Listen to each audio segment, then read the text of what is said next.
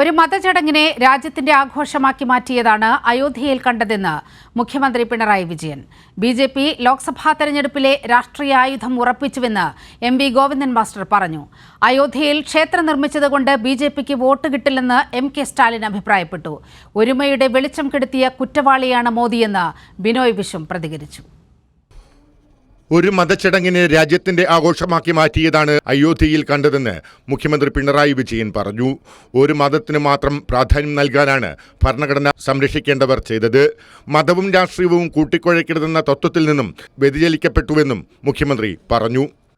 The line that demarcates religion and state seems to be getting thinner and thinner. This is a major departure from the times when our constitutional office bearers have been cautioned from taking part in religious events as it would cast aspersions on our credentials as a secular state.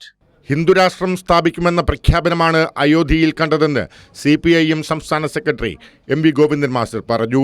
മതനിരപേക്ഷ രാജ്യത്ത് ഒരിക്കലും സംഭവിക്കാൻ പാടില്ലാത്തതാണ് നടന്നത്. BJP Lok Sabha തെരഞ്ഞെടുപ്പിന് രാഷ്ട്രീയ ആയുധം ഉറപ്പിച്ചുവെന്നും MV. Govindan master പറഞ്ഞു. ഹിന്ദുത്വ അജണ്ട നടപ്പിലാക്കാൻ വേണ്ടിയുള്ള ഭരണഘടനാ വിരുദ്ധമായ ഭരണഘടനയ്ക്ക് അപ്പുറം നിന്നുകൊണ്ട് വരുന്ന തെരഞ്ഞെടുപ്പിലെ പ്രചരണ ആയുധമാക്കി ഇതിനെ മാറ്റാൻ വേണ്ടിയുള്ള ശ്രമം തന്നെയാണ്. മോഹൻ ഭഗത് തന്നെയാണ് ഇതിൻ്റെ ബ്രെയിൻ.